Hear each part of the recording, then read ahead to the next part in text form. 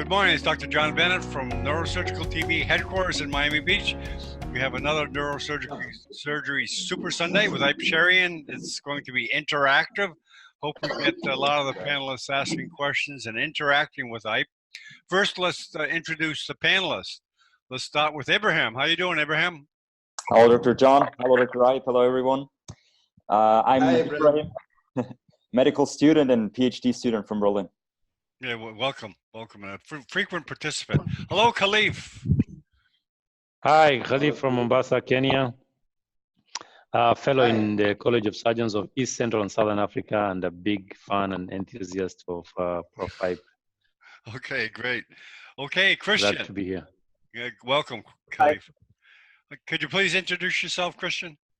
Yes, I'm Christian Varga from Slovakia. Actually, I'm in an observership in Japan, NTT Medical Center, seeing some bypass surgeries, and also a PhD student. We met 2 years ago in the Kingdom of Saudi Arabia on the comprehensive fundamental neurosurgery. Yes.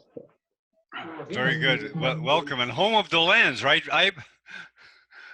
Okay, Nashadin, please, could you please introduce yourself? Nashadin. Hello, Dr. John. Hello, Dr. Ip. Welcome. Nice to meet you again. I'm Nashadin, resident of neurosurgery from Kurdistan, Iraq. It's my fifth year of training in neurosurgery. Well, welcome. Welcome. Thank you for coming. Okay, Thank you. Nice to meet you again. Thank you. Okay, great. Okay, Ip, it's all yours. Okay, let me introduce the guys with me as well. So starting from my left side is Andrea, neurosurgeon from Italy, Edmundo, neurosurgeon from Peru, Manuel, neurosurgeon from Mexico, and we have Ahmed, neurosurgeon from Egypt. All our fellows. We had a very good conference last week. All of us are a bit tired, and I just came back from India today. And so today we are talking about surgical skills, but more than that, I would like to tell you about the neurosurgery coach in detail as well. So what we're doing in the next one month, we're launching this neurosurgery coach program. And we've already had a lot of participation from leading masters of the world who are willing to, in many branches of neurosurgery, they are willing to collaborate with us, discuss videos, do live surgeries on this neurosurgery coach. So we'll be doing all this with John. So the plan would be very simple. We talk about anatomy, radiology, strategies, 3D visualization of anatomy, and then how we take different tumors and what would be the basis of this in approaches, different approaches.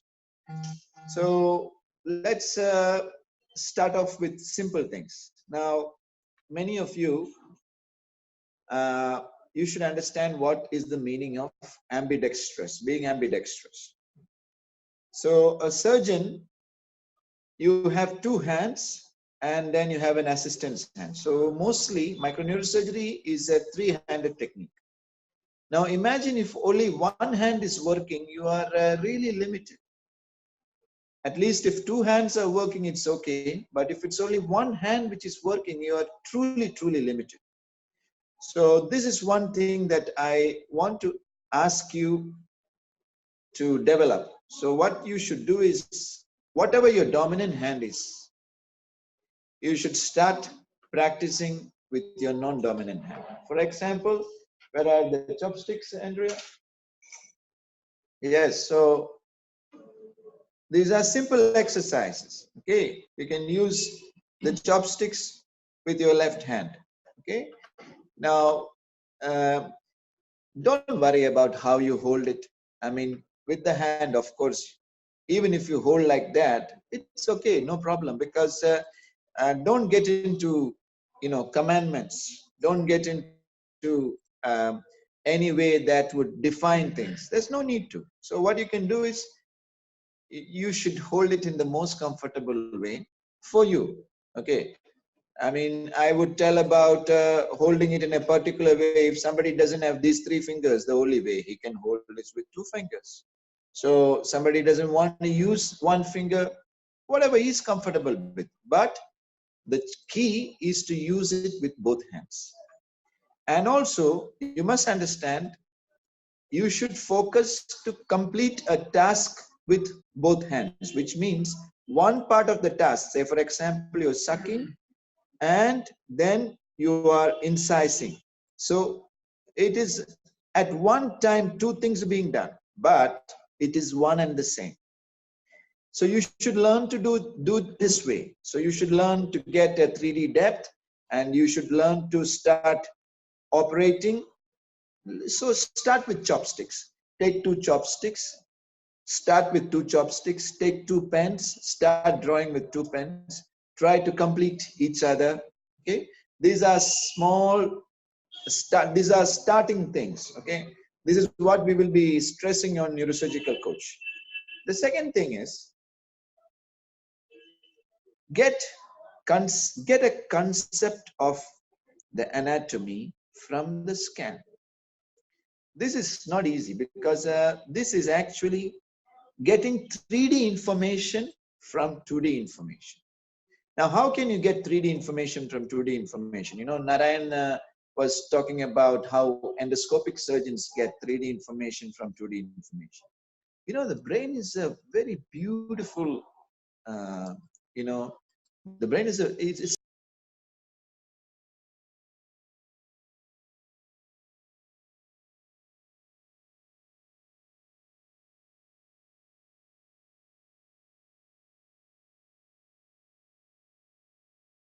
I think we lost your audio there, right? Can you? Well, as you can see in Nepal, sometimes there's interruptions. I think I is using Wi-Fi. We'll just hang on there. Can you hear me? Yes, now we can. Right. Yeah. Yeah, so I was talking about getting a 3D perspective from a 2D perspective.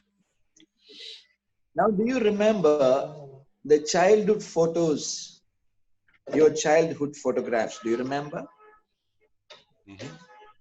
I'm sure many of you do. But if you look at them now, they're going to be extremely grainy, and you know, you're not going to be, it's not going to be the way you expect. Imagine seeing movies on a 680 into 480 pixel screen. And you remember, you used to think that they were very, very clear at that point of time. But now if you see the same CD, you know, sometimes you take a CD and then you watch it, thinking that you watched it 20 years back and it's fantastic. And suddenly you remember, you suddenly realize that it's so grainy. But your memories of that is not really grainy, because your brain compensates for it. Your brain makes a 2D movie into something truly 3D. So your brain is capable of many things. That's one thing you have to realize. So when you see a black and white CT scan or an MRI, when you see a 2D CT scan or an MRI, it's not just the CT scan or the MRI that you're looking at.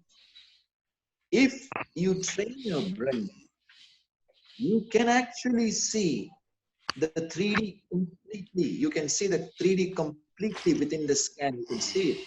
And then when you close your eyes, you can see the aneurysm, you can see the tumor, you can see the cranial nerves, you can see the brainstem, you can see what window you should go to, everything. This is the beginning of your skills. Okay? You must understand, surgery is mostly done in the mind. It's not done with your, more than what it is done with your hands, it's done in your mind. Okay? So the second thing what I was telling you is about developing a 3D. First thing I was talk to you was about being ambidextrous and, you know, understanding how to complete one hand with the other. And then if you have an assistant who completes your two hands with his one hand, this is the most perfect scenario. This is when the best surgeries can be done faster and most efficient by having an assistant who understands you perfectly well. And if you keep on changing this assistant, it is not a great thing. So you must have one assistant who understands you perfectly well. Okay. So ambidextrosity, then creating the 3D perspective. And now the third skill that you must develop is random motor skills. Okay, let me tell you. Yesterday I went to India and I went to Hamley's toy store and I brought a lot of toys because I realized that there's a lot of things that I may not be good at with kind of random motor skills. So video games are a good example, like shooting games, for example. I like it, but accuracy shooting. Or you take a knife, you take a scissor. Can I have a scissor? Yeah. This is a scissor that I keep. You know, shooting games are not exactly the greatest because, you know, you are not doing those kind of skills in a, of course, that will apply, but that is not exactly what you are doing in neurosurgery. So take a knife or a scissor or a bayonet and try to cut or try to put things in a different angle and try to cut. So this scissor should be an extension of your finger, an extension of your hand, so much so that you can touch with this scissors and feel it. You can feel what is an arachnoid. You can feel what is vessel. You can feel what is CSF. You should be able to feel it because it is not by actually feeling, it's difficult. But when you see the movements of this scissor, the way how this tissue interacts with it, you should be able to understand. So these are called random motor skills. So you should, yeah, somebody just told me the interpupillary distance. It's a very difficult thing to start with. Don't worry. Khalid, don't worry about this. This is something that we all struggled with. We did not come to neurosurgery without struggling into all this. We all struggled with this. And even now, sometimes if somebody uses the microscope and I get it back, it is a bit difficult for me. But, you know, the common factor amongst all these struggles is that after one point, your skills just take off on a different level. Then things start becoming easy, like the Federer forehand or the Federer backhand. It is so smooth that you don't know what's happening. Okay, so okay, no problem. So that is how it is. You have to keep on repeating things. Don't worry about if you do an anastomosis, you think, oh, it's very difficult. You do 2, 3, then 5, 10, and then you think, oh, I can do it. But then suddenly it starts becoming difficult again.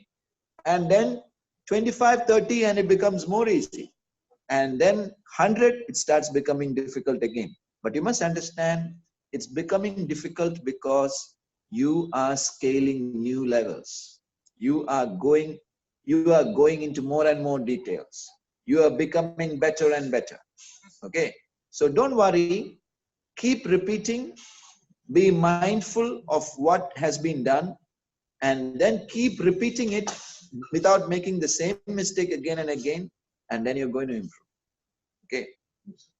So some of the things that we will focus on neurosurgical coach are the chopsticks, the scissors, drawing skills, abstract skills, random motor acts like with toys and with other things. This will be the first part. Say, for example, if somebody is doing things for a month, the fellowship for a month, the first few days, we will be focusing on this. The second half, we will be focusing on surgical anatomy. So the surgical anatomy for skull base, if somebody is interested in skull base, we'll be focusing on the skull base. If somebody is interested in vascular, we'll be focusing on that. If we have friends who can help us with the spine as well as the white matter and as well as other things. Everything okay? Huh? Oh, okay. Right. So you're going for cystoscopy. All right. You guys can carry. Yeah. So the third phase is after the surgical anatomy. That the third phase after the third phase is a surgical strategy. So you know the anatomy, but you see a tumor. You need to understand how do you take it out. You see an aneurysm. You need to understand what do you do to clip this aneurysm. How will you approach this aneurysm? And that includes starting from the craniotomy, the positioning, craniotomy, and after that, how much sylvian dissection do you do? How much skull-based drilling do you do? All this is called strategy. Okay, so we keep on doing the surgical strategy. And the last part, I would say, is the mindset of the surgeon. The mindset of the surgeon is, one, you must completely abandon hurry. One of the things you always want to do is finish off everything as fast as possible. No. You sit and enjoy. If it is your 1000th case, the similar case, no problem. Sit, take time with your arachnoid, cut your arachnoid slowly. Slowly start doing things. Progress towards your goal. If you have any problem, divert a little bit. Go open other arachnoid. People ask me, what do you do for sylvian dissection? I say, whatever arachnoid is available, I cut it off. I don't make a way. I really don't try to make a way between the 2 vessels or 3 vessels or 4 vessels. I see how much arachnoid is available. Except vessels, how much arachnoid is available. I cut all the arachnoid. Imagine if you cut all the arachnoid, what remains? There's only vessels. And the interconnections remain. So then you know the way. Instead of trying to forge a way and trying to retract and trying to make a way, it's always easy to just cut all the arachnoid. That is sylvian dissection. So if you ask me to write a chapter on sylvian dissection, my one line would be cut all arachnoid. And after that, there is no need for sylvian dissection. It will open itself. Okay. So like these, there are things that you will understand on the way. So that is the surgeon's mindset. So if you hurry, if you're tired, if your hands are tired, stop. Take rest. If you want to scrub out, scrub out. Don't all these old notions that say that you must remain in theater, you must do that, you must do this. Think about it. There's no need. It's like the society telling you on marriage and many, many other things. You know, there is no need for all these solid and, you know, unnecessary. In Malayalam, we used to call it Belam Piditham. Belam Piditham means, you know, stand like that with your, you know all the guys who take, when you take a photograph, they put their abdomen in and they stand like that. So much so that if the photographer takes 20 seconds or more, they'll get cyanosis. You see, that is exactly what you do in surgery sometimes. You have a lot of set of rules that you created for yourself and then you get cyanosed. Okay, there's no need for that. If you want to scrub out, scrub out. If you think you're not understanding it, go back to the scan, look at it again, see, try to correlate your operative anatomy, come back and do it because you have only one chance. If you screw up, then you cannot come and do it again. You see? So there's no need to, supposing one day you're doing a huge tumor and you don't understand the anatomy, you don't know where the carotid is. What do you want to do? You want to close it down. Next day, come back with navigation, or next day, come with more understanding. Okay. So, because it's a patient's life, sometimes it's not practical. People will think, why are you doing 2 surgeries? Why are you doing 3 surgeries? Explain to them. This is in the best interest of the patient. Once you do that, people will understand. Don't think, though, they will never understand. They are telling we are doing 2 surgeries. No, it's not that. You explain to them that I'm doing it in the best interest of the patient. I believe this is the best for the patient. Okay. There's no need to explain too much and make it into a mess, but tell them that it's the best interest of the patient. Today we did this, and tomorrow we are doing the next.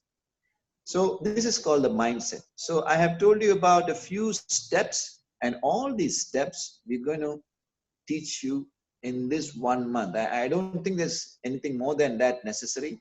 In 1 month, you're going to learn this, and our online lessons will keep on. We will be keeping on repeating it from many, many surgeons. Say, for example, today Roberto posted about intraoperative MRI and how to take out a low-grade oligodendroglioma. Now, we're going to start a Facebook page also. Andrea, will you help me with this? We will start a Facebook page also. And as many members as possible will start putting the videos onto this, and from all the masters, and slowly we will take, we'll not be able to answer all your queries at once, but whatever time that I get, I'll try and answer all the queries. And then whoever comes here, we will train you with the motor skills, the mindset, and many more things. Thank you very much. Okay, I thank you very much, and let's open it up and have some interaction. Yes, yes, please. So, Prof, how do we go about applying for this 1 month course? For example, I want to attend it in September next year. Yeah, we've had over 200 applications. I've not been able to respond to them because of this conference.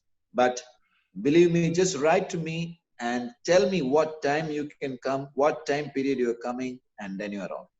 I only want that I don't want more than 5 people at one time, because this will be very difficult for me, because I have a house which can accommodate about 4 people to 5 at the most, but even 4 maybe.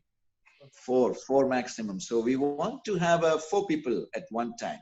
So you tell me your period of coming, then I will list it. And when the 1 month we have 4, we just close it. So this is one thing I'll have to do it with my secretary. So let me know when you want to come, and then we will list it accordingly. All right. I'll put your email in the chat. Okay? Beg your pardon? I can put your email in the chat, right? Yes, yes, yes, please. Okay.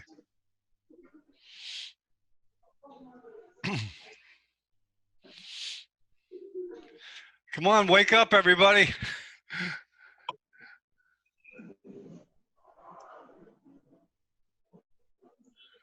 You were self-explanatory. They don't have questions. Okay. Well, I have experienced it already, right? So for all of those who have not been to Nepal already, it's totally worth it. Yeah, you were there for a month, correct? A month and a half, right, Abraham? Exactly, and I think that was when Dr. Ibe started talking about the neurosurgery coach program. I think that was about the beginning, where we came up with the first brochures and the content, the chopstick exercises, and everything.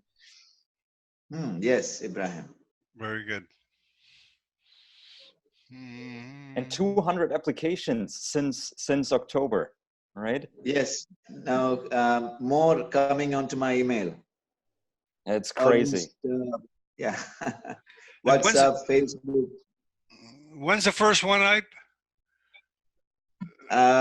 I told you the fellows itself, we are full till 2022, but you know me, how I am. So I've not been responding, and most of the time it's not that I forget. Yeah, Andrea was telling I forget. So, the only thing I can tell you people is just come down.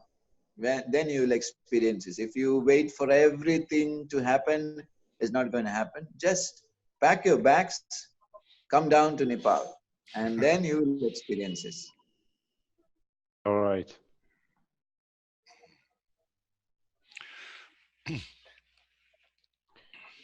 Can we get your email in the chat? Oh yeah, okay. I'm sorry. Let me retrieve that. And with respect to the travels that we are doing, we are in Tanzania, Europe in June end, and Tanzania in July. So we will be try to operate in Tanzania, in Zanzibar. Otherwise, we are going to do some sightseeing there. And also in August, first week to August, last week will be South America. These are the two major travels that we are undertaking. I'm also hoping to go to the skull-based meeting in Rio, but I am not very sure. Let me see how things go. And I think you're also coming to be, Nairobi in August. In Nairobi in August, yeah. Yeah, I don't think I can, because I wanted to see the Great Migration, and August is a bit late for that, as I understand. So I am going to Serengeti, and Serengeti apparently they tell me that it is June, July. So I would like to see this Great Migration. So I may not be, August I'm off to South America. So I may not be able to come to, you know, Nairobi. My sincerest regards to Moody, and my regrets too. But I think Nairobi is not happening right now at the moment. Okay. But I have been to Kenya. And I have gone to Masai Mara. I've enjoyed. I have gone to Mombasa also. We had a fantastic. I'm currently in Mombasa. Beg your pardon? I'm currently in Mombasa. Yeah, it is a yeah. beautiful place. We stayed at the White Sands. We had some beautiful place. We did some jet skiing and all that. It was amazing. Yeah. We took a boat and went into the sea. It was really, really amazing. Awesome. What particular destinations in Europe did you have in mind, Dr. Ripe, for June, July? Well, I have to go to Switzerland for sure, because I have to talk to Enrico. Then Italy, of course, Andrea is going to be there. Then maybe to Greece, but definitely to Germany as well. So I must visit Schroeder, and I must visit you. So yes, exactly. Okay, cool. Yeah, so I am not. Ljubljana is another thing. Ljubljana I have already gone to, but Ljubljana is another possible destination. But I don't know. I like to fit in everything into 2 weeks, and I really don't want to run too much. Just want to relax in few places. Right. And not yet really decided on my Switzerland is for sure. This is the reason why I'm coming there. So I hope both of you could come to, you and Andrea could come to Switzerland and talk with Enrico regarding the hyperscope. Yes. So yes. Let's see how it goes. And there was also the Kazan meeting in May, right? Is that still on your schedule? Yes, very much, because I am leading the anterolateral skull-based workshop there. So, and Bakhtiar was here. Bakhtiar was here. So yeah, so because there was one meeting where I was thinking I could join you in Russia. Yeah. So the thing is, what you could do is there is a medical. Hira is leading a medical students panel along with Oleg Tito, and maybe you can focus. You can talk to Oleg and Hira, and probably you can put up a session for medical students in this, and then I can recommend this to Bakhtiar. Good. I'll talk to Hira then. Yeah. Good. Hira has just delivered, so. She has. Okay. Yeah. All right. She just texted me. Oh, I see. So. Yeah. So she is, she will be active. Maybe knowing Hira, she should be active after 48 hours. So I'm sure she should be into the thick of things very soon. All right. And then there's the AANS conference in April. Are you going to attend, Dr. Ibe? No. You're not going? Okay. No, I really don't like to go and attend the celebratory conferences where you meet a few people, say hi, and then you put up a few PowerPoint presentations and say I am great, and somebody says I am great too. You know, these are the type of conferences I'm trying to avoid. I think these conferences will die off after some time, because this is not what the young neurosurgeons need. If you go to a conference like this, you are seeing a 5 minutes out of the 7 minutes, you're seeing a 5 minutes of an edited video at best. And this is not exactly what you are going to face in your life. Nothing is edited in life. Everything is, you know, from the beginning to the end, completely raw, put into your face. I mean, stuck into your face. So if to see a few PowerPoint presentations where you see pre-op, post-op, and then 2 minutes of or 3 minutes of an edited video, this is not going to be of much help to you, believe me. And that is why 50 years of young neurosurgeons have been wasted away. So we are going to change that. So I do not want to waste my time in these conferences. You can quote me. All right. Well, you know, I think in the future there'll be kind of like a mixture of internet as well as in-person conferences. That's one thing I'm trying to do, is trying to get the audience to participate in the conference, but it's also new to the business that they don't know what to do. So maybe if you have any thoughts on that, how we could integrate the internet audience into a conference. But just a thought. No, this is going to be difficult. This is not going to be an easy task because there's no control over the audience. Some nut can say something and then, you know, the entire mood can change. So obviously you want to select the people that you put on the panel as well. So that is one thing. Here in Japan, it's very common to training with the chopsticks, you know. Really? Yes, So I'm trying. I was in Japan for a long time. Yeah, I'm here actually for 3 weeks, just to learn and watching some video surgeries. There's an Italian guy that I know. Maybe you're with him. His name is Riccardo. No, I'm in Tokyo. There are lots of hospitals, so yeah. Okay. Did you take a lot of wasabi? Wasabi, yes. Sake also. No, but sake is alcohol. Wasabi is the horseradish. Yes, I know. Yeah, that is crazy, completely crazy. You know, it's anyway. December, so they are celebrating the ending of the year. So it's like crazy, working 13 hours a day, then partying. So.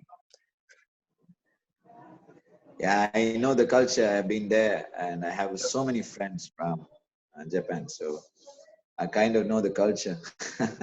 It's crazy, but it's an amazing thing. Very. They are so good in things that they do. They are very, very good. Exactly. Very detailed, so I like it. Yes, absolutely. Okay, guys. So, John, yes. I must say, because I'm really pooped because I have not been really sleeping for the last. I don't know how you do it, I tell you. I admire you.